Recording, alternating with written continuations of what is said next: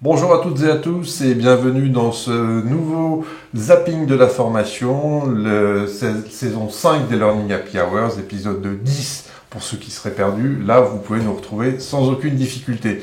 Un zapping un peu chargé et très techno aujourd'hui que je vous propose de découvrir à travers notre menu du jour. Donc nous allons parler levée de fonds parce que vous savez que c'est...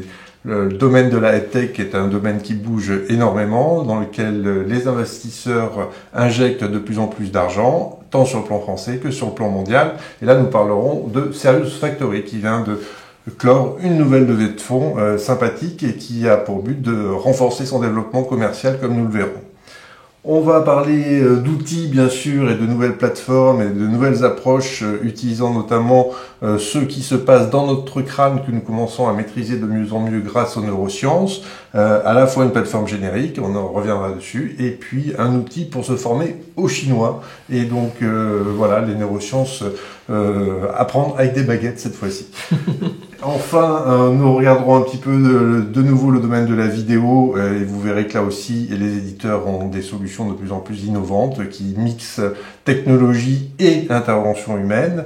Et puis, de nouveau, une offre qui raboute, si je puis dire, ou remarie le quiz et la vidéo. Vous verrez, c'est assez intéressant de suivre cette approche-là. On parlera également de nouvel outil auteur d'un acteur important du marché qui est VeryUp, qui lance une plateforme qui s'appelle TeachUp. C'était son outil de développement interne et que l'on retrouve aujourd'hui sur le marché et que vous pourrez utiliser incessamment sous peu. Et puis, pour faire du e-learning ou du digital learning, il faut aussi faire évoluer ces méthodes. Donc, on parlera un petit peu de méthodes agiles et de solutions pour se former aux méthodes agiles. Et puis, vous le savez, on aura un petit coin de la lecture, c'est pas au menu, mais on va en parler. Et on conclura sur un truc absolument passionnant, c'est le RGPD. Voilà, donc, eh bien, écoutez, sans plus attendre, on vous propose d'entrer dans le vif du sujet. Alors, Serious Factory, vous connaissez, c'est une société qui a été créée pour faire du serious game, d'abord sur mesure, et puis, face au succès rencontré, le développement d'une solution logicielle appelée VTS a été mise au point et la première levée de fonds a été consacrée à renforcer le développement de ce produit et une deuxième levée de fonds a lieu aujourd'hui pour booster l'activité commerciale de cet éditeur qui a un grand succès et qui était visible au CES à Las Vegas dernièrement et qui a énormément de caractéristiques différenciantes dans son offre, donc on lui souhaite bon courage et vous verrez que les fonctionnalités qui sont mises à disposition par VTS sont très très riches. Alors effectivement, VTS, c'est un outil qui est assez unique sur le marché. Le Serious Game est un format dont on a parlé pendant très longtemps, qui a un petit peu pâti de l'idée qu'on en avait, que c'était compliqué, coûteux, que ça prenait beaucoup de temps, et puis Serious Factory est arrivé avec un outil auteur dédié à la création de Serious Games, qui est Serious Game d'un certain type, Serious Game comportemental, avec des dialogues entre des personnages dans des situations. Mais ça a un peu révolutionné l'approche parce que avec Virtual Training Suite VTS Editor, on a la possibilité de créer soi-même son Serious Game en choisissant son décor, ses personnages, les situations, les interactions, avec des fonctionnalités assez intéressantes de text-to-speech si on n'a pas d'acteur, de synchronisation labiale des personnages qu'on sélectionne pour que quand il parle, ça soit pas à côté de sa bouche. Voilà, et puis donc la levée de fonds précédente a servi à renforcer le développement logiciel avec des nouvelles fonctionnalités qui apparaissent maintenant avec notamment toute une nouvelle série de personnages en haute définition qui donne un réalisme encore plus important au système. Et cette levée de fonds est, comme Philippe l'a expliqué, maintenant dédiée à la commercialisation. Et alors, donc, pour terminer sur cet aspect de la commercialisation, ils ont une approche assez intéressante qui est de ne pas d'avoir de licence permanente au logiciel, donc de payer une fois une somme un peu rondelette pour avoir un outil auteur pour créer des serious games, même si ça en permet d'en diminuer le coût global de façon assez importante. Là, on est dans une logique d'abonnement, donc 179 € par mois pour avoir accès à l'outil et pouvoir produire autant de serious game qu'on veut, tant qu'on garde l'accès à l'outil. Donc ça, c'est vraiment une approche assez intéressante, à la fois du point de vue logiciel, disant les serious games, tout le monde peut en produire, et à un coût plus qu'abordable si on rapporte ça à 179 € par mois. Donc j'espère que Serious Factory va utiliser à bon escient ces 3 millions d'euros pour avoir le succès mérité par ces outils. En plus, c'est une équipe très sympathique et l'outil est vachement sympa. Alors, un petit point sur les offres qui tournent autour des neurosciences, de l'intelligence artificielle. Vous connaissez certainement Thierry de Vulpillard, qui est l'ancien responsable de l'éducation chez Microsoft. Donc, il a franchi le cap et il est désormais entrepreneur. Et il a lancé une suite d'outils qui permettent finalement d'intégrer la dimension neurosciences et la dimension intelligence artificielle dans un premier temps dans l'éducation, puisqu'il a dédié ses premières ressources à la cible des enfants.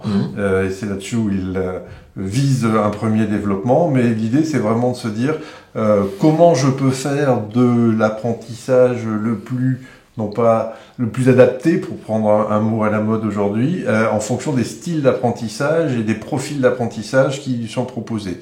Donc l'idée, c'est vraiment de pouvoir caler au mieux les dispositifs pédagogiques, les ressources pédagogiques en fonction du profil individuel de chacun. Donc il y a des premières réalisations et je pense qu'il y a notamment le chat qui est déjà le premier outil disponible. Exactement. Donc dans les ressources qu'on vous a mis à disposition sur ce support, Evidence B, allez jeter un petit coup d'œil sur le site internet qui pour l'instant simplement annonce ce que va être Evidence B sans avoir forcément beaucoup de contenu. Par contre, il y a une interview assez longue et très intéressante sur YouTube où vous pouvez voir que c'est une approche qui a été mûrement réfléchie et qui est très argumentée et documentée sur le fond.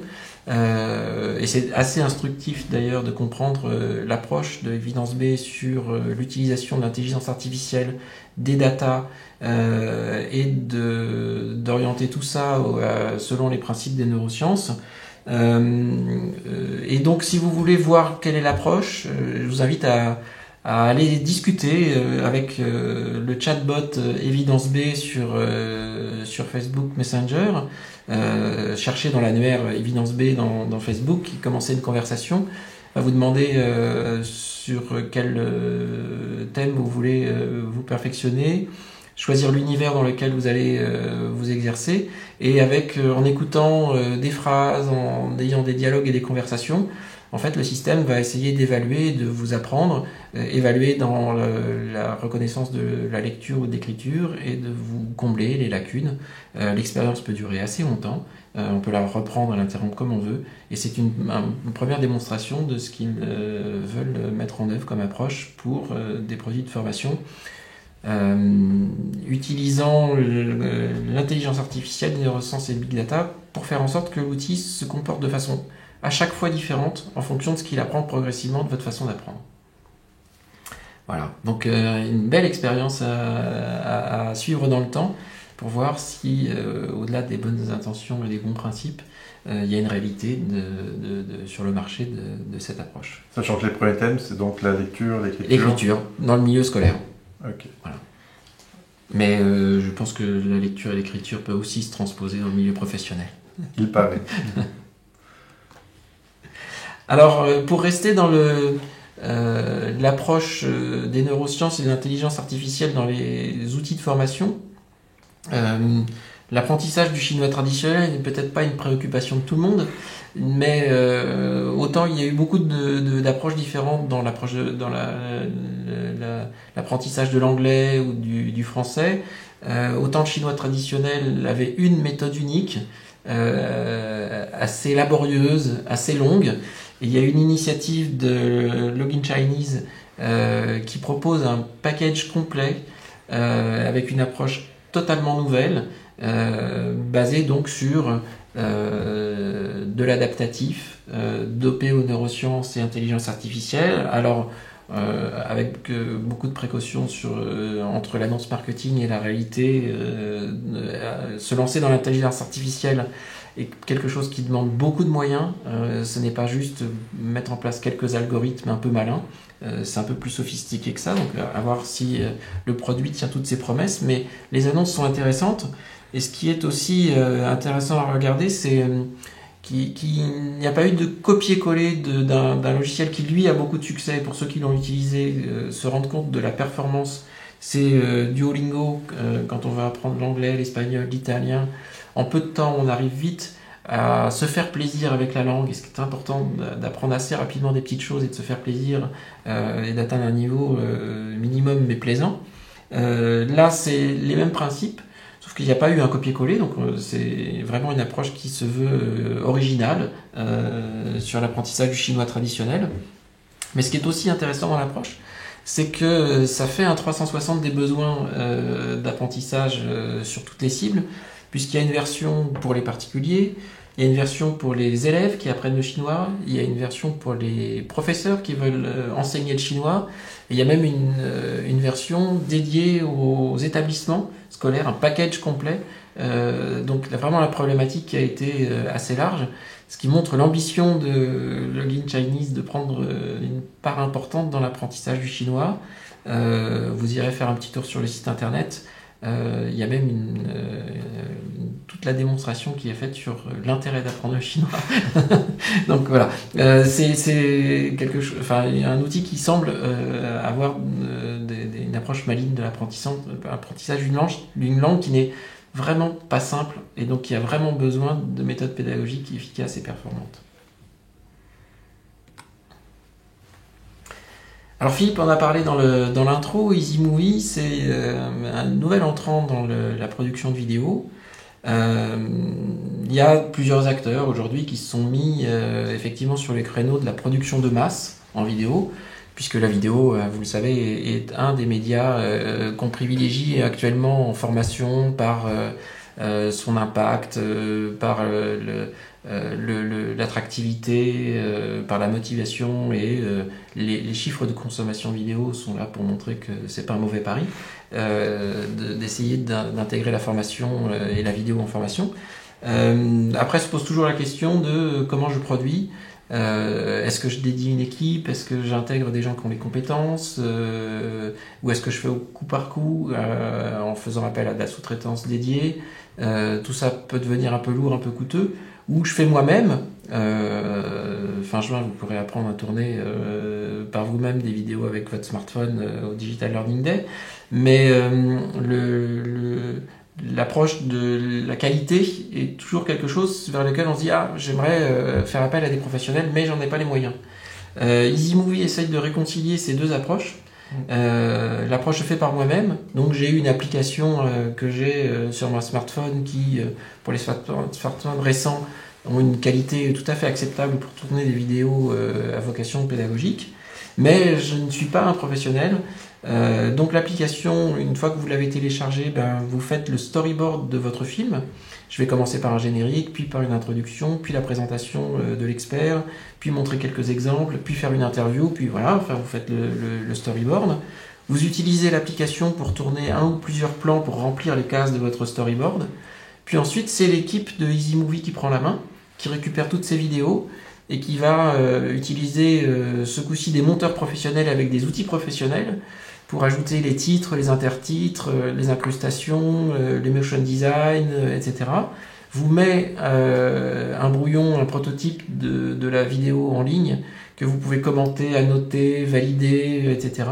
Puis une fois que l'équipe a tenu compte de toutes vos remarques, tous vos commentaires, vous livre une vidéo prête à être diffusée. Donc en fait vous avez la liberté et l'autonomie de le faire par vous-même et la qualité de production par des professionnels du montage et des logiciels professionnels auxquels vous n'avez pas forcément accès et pour lesquels vous n'avez pas les compétences pour arriver à ce résultat. Tout ça pour un prix, vous le voyez, qui défie toute concurrence. Puisque c'est à partir de 250 € par vidéo montée, je crois sous un réserve d'une trentaine de vidéos en volume pour atteindre ce prix. En tout cas, je trouve que c'est une très bonne approche entre l'automatisation et la compétence humaine qui pourrait peut-être être généralisée à l'avenir. Imaginons sur des scénarios pédagogiques ou de la production de contenu, pourquoi pas. Donc, essayer en vidéo. C'est un jeune acteur, mais qui a déjà beaucoup de références et vous pourrez regarder la qualité des vidéos proposées. Je pense qu'on en a pour son argent à ce moment-là. Solution de qualité. Et alors, pour rester sur la thématique de la vidéo, c'est vrai que regarder de façon passive une vidéo, ça dure un certain temps et souvent relativement court. Donc, pour pallier à cette lassitude qu'on peut avoir quand on regarde des vidéos qui durent 5 ou 10 minutes, on a tous fait les incrustations, les animations, le chapitrage pour pouvoir avancer, reculer, etc. Mais il y a un autre moyen d'arriver à garder un peu d'attention dans les vidéos, c'est d'impliquer l'utilisateur, celui qui visionne, en ayant des interactions avec lui. Alors on avait tous beaucoup aimé Zaption, donc vous avez même parlé dans un des épisodes des Learning Happy Hours de l'année précédente, et c'est un outil qui a tellement ouvert une bonne voie intéressante et qu'il a été racheté par une société un peu plus importante pour l'intégrer dans ses solutions. Du coup l'outil tel qu'il existait a disparu, n'est plus accessible en tant qu'outil seul, donc on était un peu orphelin de ce côté-là. Et donc Vysia revient sur le même concept je prends une vidéo sur YouTube et je la transforme en vidéo avec des interactions qui peuvent être des quiz, des sondages, des boutons call to action pour orienter vers d'autres séquences. Une application qui est vraiment simplissime, hein. On crée un compte, 3 secondes après on a accès à l'outil, on met l'URL de la vidéo qu'on veut enrichir. On laisse mouliner quelques secondes en fonction de la longueur de la vidéo. Puis ensuite, on choisit les moments sur lesquels on va ajouter des interactions, quiz, etc. On remplit quelques zones, on clique sur publier, on a immédiatement le moyen d'intégrer cette vidéo enrichie interactive dans un module de formation ou de publier avec un lien direct et avec dans un back-office limité au minimum puisque vous récupérez les statistiques d'interaction avec un fichier CSV que vous retraitez dans Excel pour savoir qui a répondu quoi, quel a été le meilleur taux de réponse, etc. Donc il y a vraiment un outil extrêmement simple, très rustique, mais qui fait le job et plutôt bien et facilement, donc à tester pour essayer de donner un peu plus d'attractivité et sur des vidéos qui sont un peu longues et sur lesquelles vous voulez mettre des micro-pauses pour faire interagir les apprenants avec l'utilisation de ces vidéos. La vidéo, on n'a pas fini d'en parler. Ah, TeachUp. Donc, on en a dit 2 mots tout à l'heure. Vous connaissez certainement VeryUp, qui est une des sociétés, j'allais dire, de production de digital learning de grande qualité sur le marché.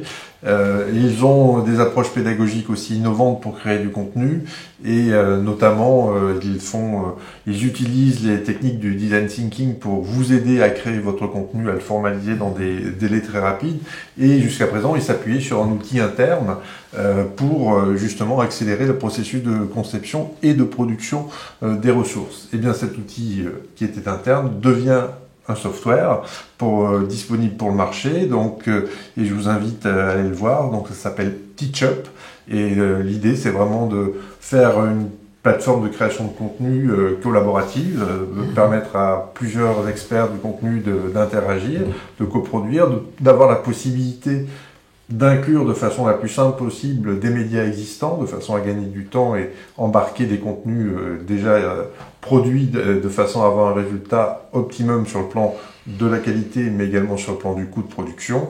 Bref, un outil qui semble aisé d'appropriation et avec une logique derrière qui est de faire que la formation et la capitalisation des savoirs soient de plus en plus partagées et un travail pratiquement de chacun d'entre nous au sein de l'entreprise, d'avoir la capacité à produire du contenu formatif de qualité.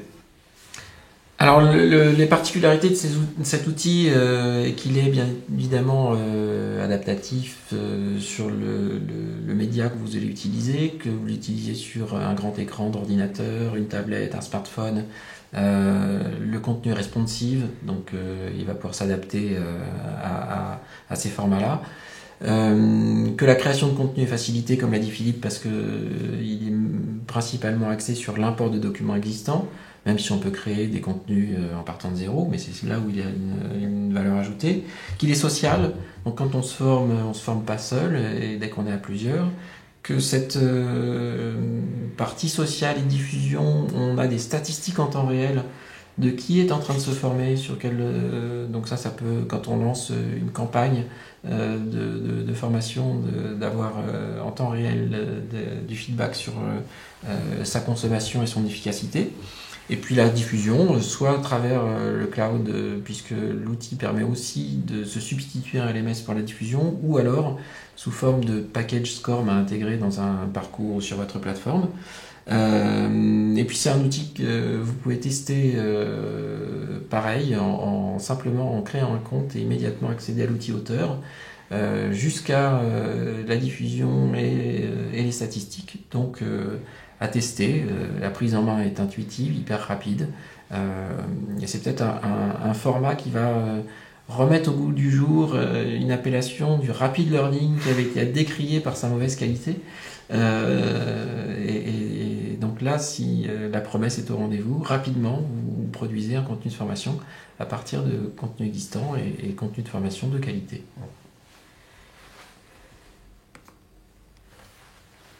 Un peu de lecture ? Ouais, un peu de lecture. Alors on a sélectionné un ouvrage qui n'est pas forcément un ouvrage qui est tourné vers la formation, mais fort intéressant.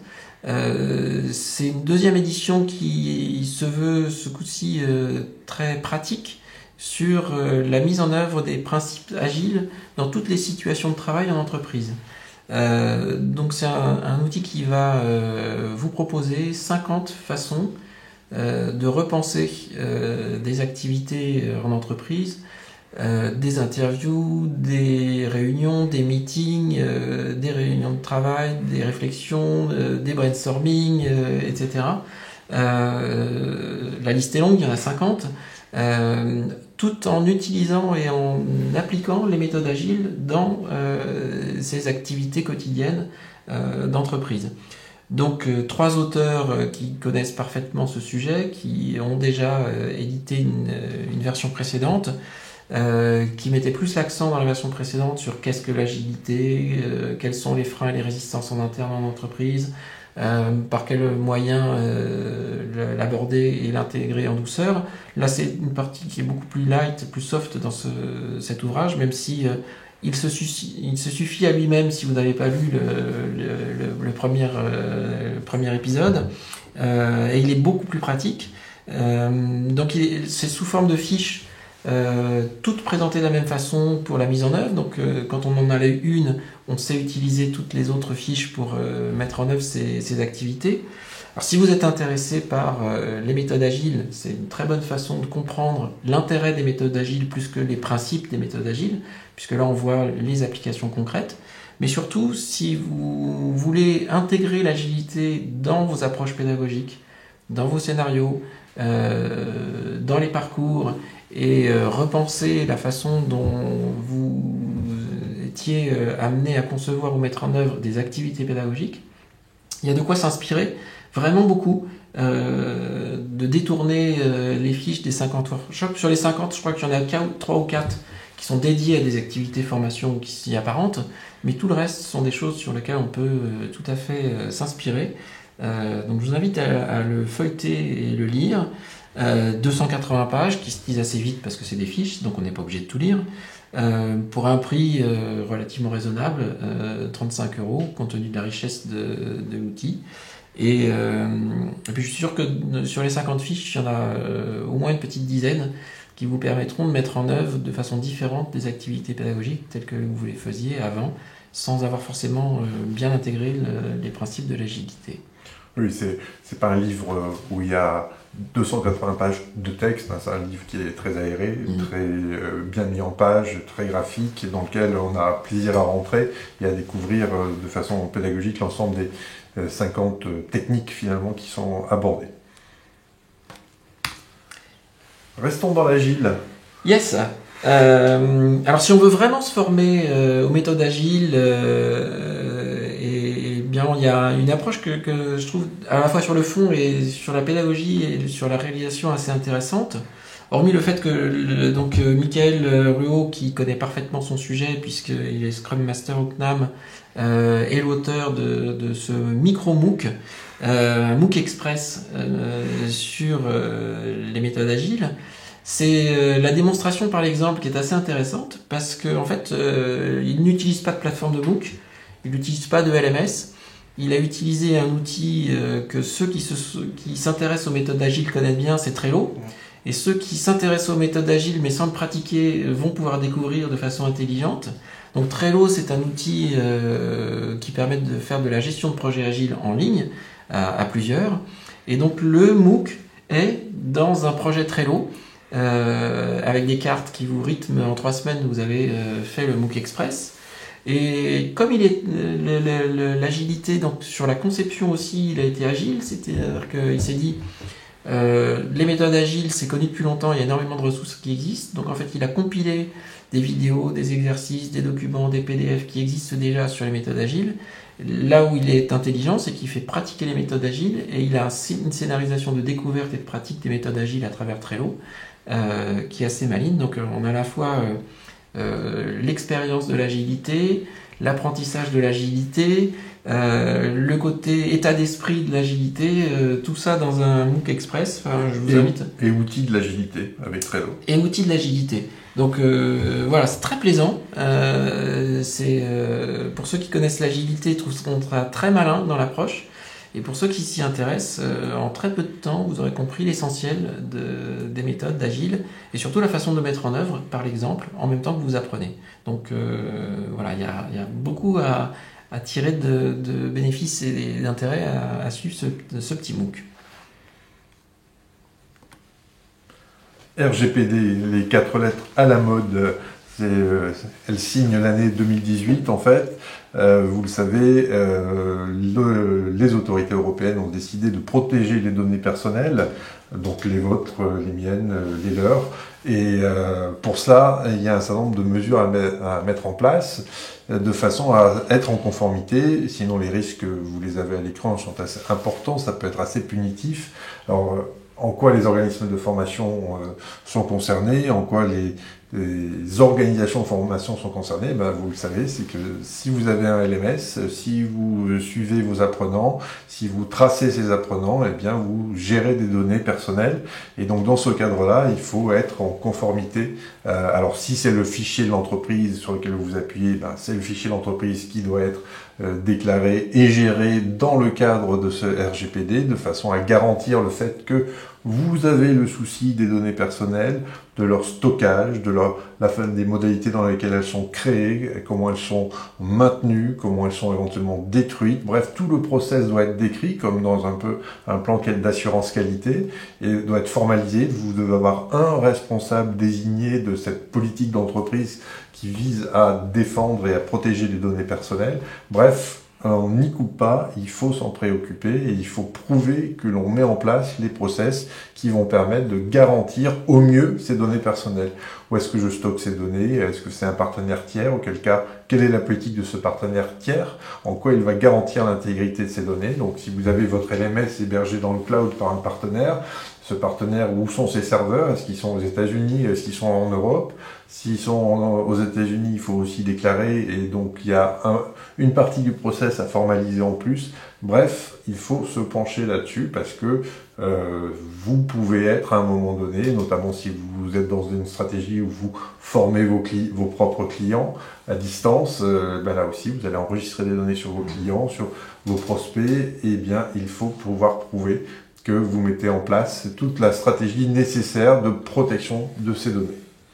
Donc un peu de travail en plus, mais aussi une opportunité de gérer ça au mieux, de savoir pourquoi on le fait, de définir les responsabilités, de cadrer au mieux cette défense des intérêts de chacun, puisque vous savez que la donnée, c'est un produit qui va avoir de plus en plus de valeur, et donc il faut pouvoir le bonifier dans le temps, mais aussi le sécuriser. C'est l'intérêt de chacun, à titre individuel et collectif. Alors c'est le moment de s'y mettre, parce que pour l'instant c'est pas très contraignant, c'est assez déclaratif. Hein, vous devez dire d'où viennent les données, ce que vous en faites, est-ce que vous avez mis en œuvre les moyens pour pouvoir les rectifier, les supprimer, etc. C'est déclaratif. Il n'y a pas de contrôle en disant est-ce que vous donnez la possibilité et comment vous donnez la possibilité d'avoir accès à ces données ou de les rectifier ou de les supprimer ou de voir l'historique de toutes les données qui ont été collectées sur mon sujet. Il n'y a pas encore ce volet-là de dire comment vous faites. C'est déclaratif, on vous dit est-ce que vous faites, est-ce qu'il y a un responsable, est-ce que vous avez formalisé des process. Mais c'est le moment de faire justement un tour d'horizon sur quels outils on utilise, quels process, est-ce qu'ils sont conformes aux réglementations. Vous devez certainement commencer à recevoir des messages qui vous disent mais vous venez de m'écrire d'où vous me connaissez. Donc voilà, le RGPD va avoir cette vertu-là, c'est que tout le monde va être sensibilisé au fait qu'on a des droits qui doivent être protégés en tant qu'individu. Et donc chacun va demander des comptes. Pour l'instant, cette première phase de RGPD qui est tour d'horizon et déclaratif a au moins la vertu de dire je sais ce que je fais, je sais quoi répondre, à qui me pose des questions en disant d'où viennent les données que vous collectez et qu'est-ce que vous en faites et qu'est-ce que j'ai le droit de vous demander comme rectification, comme suppression. Donc en formation, on en collecte tous, donc le fait qu'on n'y coupera pas dans nos outils, de se mettre en conformité et de s'assurer qu'on a bien donné la description des process et des personnes responsables pour qu'en cas d'incident, d'anomalie ou de questions particulières, on sache à qui s'adresser. On a de la chance, ça tombe dans une période où on n'est pas trop bousculé. C'est pas encore l'été où il n'y a personne, la fin d'année où tout se précipite, donc c'est le bon moment de s'y mettre. Voilà, c'est pas très contraignant. Pour ceux qui se sont sortis de Datadoc, vous sortirez de RGPD. Voilà, nous voilà au terme de ce nouveau zapping. Nous sommes ravis d'avoir passé ce petit moment avec vous. On se dit, écoutez, à très bientôt pour le prochain zapping et épisode suivant des Learning Happy Hours. À très bientôt. À bientôt, au revoir.